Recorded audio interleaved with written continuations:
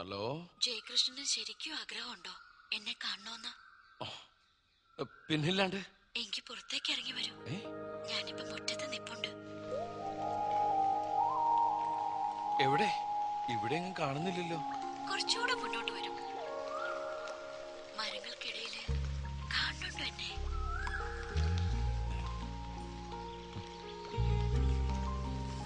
ആ നിക്ക് നിക്ക് നിക്ക്.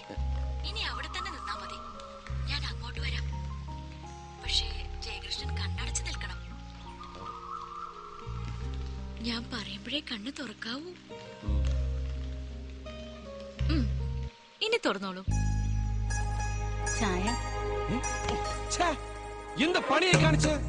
കൃത്യമായ സമയത്തന്നെ വിളിച്ചുണർത്തി. അതാണ് മല്ലിക. ഏത് കാര്യത്തിലും നല്ല കൃത്രിമത്വം പാലിക്കും. എന്ത് കൃത്രിമത്തോ?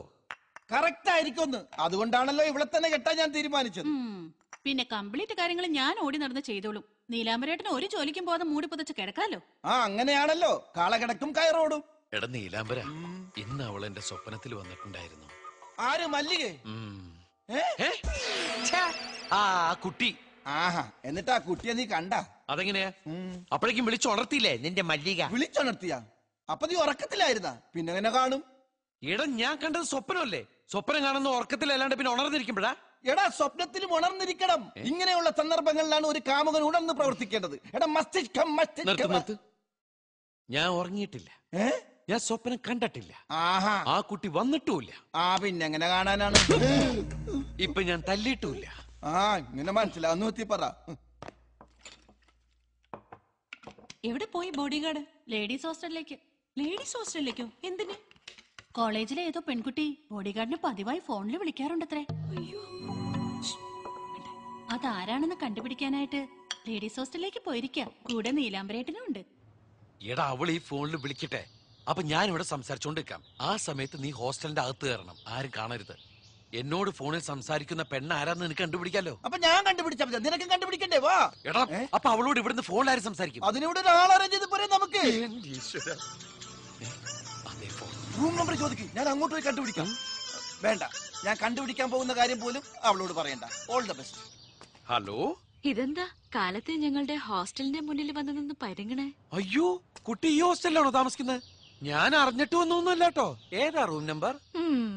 ഈ വേലകളൊക്കെ മനസ്സിലിരിക്കട്ടെ. ഫോൺ നമ്പറോ റൂം നമ്പറോ ഒക്കെ അറിഞ്ഞാ പിന്നെ എന്നെ എളുപ്പം കണ്ടുപിടിക്കാലോ അല്ലേ? ഓ, ഞാൻ അങ്ങനെ ചിന്തിച്ചില്ല. എങ്കി പറയണ്ട, ഞാൻ തന്നെ കണ്ടുപിടിച്ചോളാം.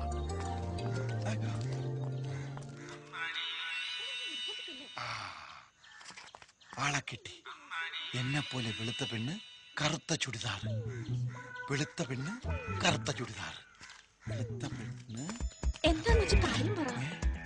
ചുമ്മാ എന്നെ കളിയാക്കാൻ വേണ്ടി പറയണതല്ലേ? ഇവളും സംസാരിക്കുന്നുണ്ടല്ലോ. അപ്പൊ ഈ രണ്ടുപേരിൽ ഒരുത്തിയാണ്. ഇതേതാണ് റൂം നമ്പർ? അതാദ്യം കണ്ടുപിടിക്കാം.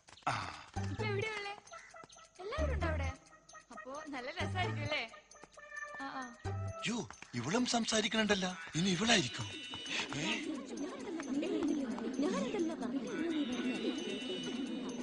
ദൈവമേ, ഇവളുമാരെല്ലാരും അവനോടാണ് സംസാരിക്കുന്നത്. ഇതെങ്ങനെ കണ്ടുപിടിക്കും? കള്ളനും കയറിയ കള്ളന് കയറാൻ കണ്ട സമയം. ഇവരെന്താ ബൗൾ ചെയ്യണം?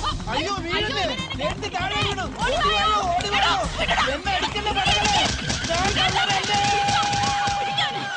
ഒന്നും കേൾക്കാൻ പറ്റുന്നു.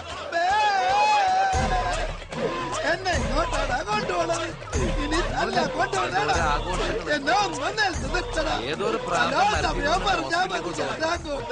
ഓ ശരി, വെക്കട്ടെ. ഞാൻ വൈകിട്ട് വിളിക്കാം. വെക്കല്ലേ. പിന്നെ എന്തൊക്കെയുണ്ട് വിശേഷം?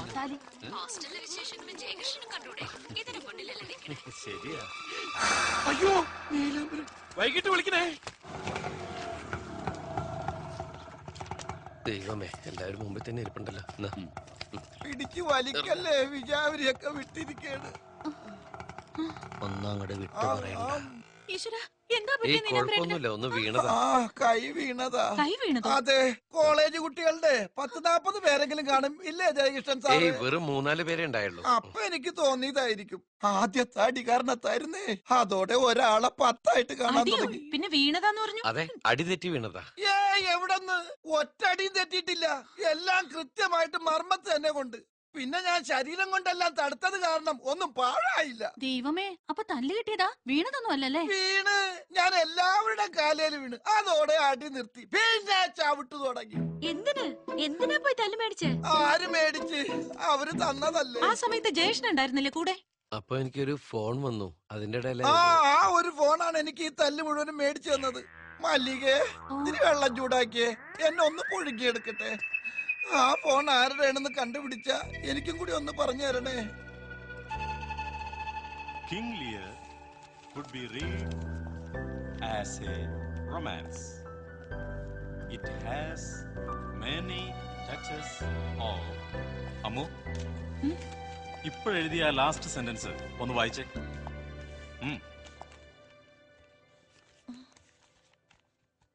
നോട്ട്സ് എഴുതിയെടുക്കാതെ എന്ത് ചെയ്യ അവിടെ?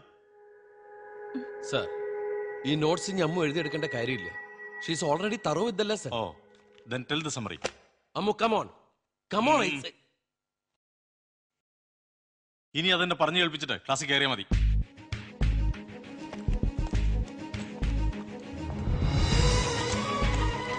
തന്നോടാരാ പോകാൻ പറഞ്ഞു? എന്നോടാരും പറയണ്ട sir.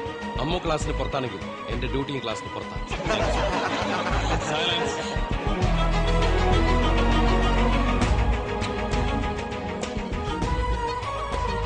Lost in romantic antiquity. Its characters and situations befit a medieval romance. The love test of Leo is far from എല്ലാം ഭംഗിയായിട്ട് പഠിച്ചിട്ടുണ്ടല്ലോ, പിന്നെ എന്തു പറ്റി? അത് ആ സമയത്ത് എനിക്ക് പറയാൻ കിട്ടിയില്ല. ഇങ്ങനെയാണെങ്കിൽ പരീക്ഷയ്ക്ക് എങ്ങനെ?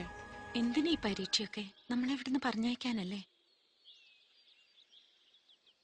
എനിക്കിവിടുന്ന് പോവാനേ തോന്നണില്ല.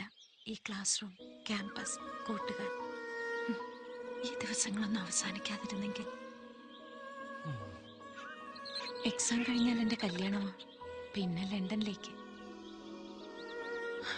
ഇപ്പൊ തോന്നുന്നു ആ കല്യാണത്തിന് സമ്മതിക്കണ്ടായിരുന്നു.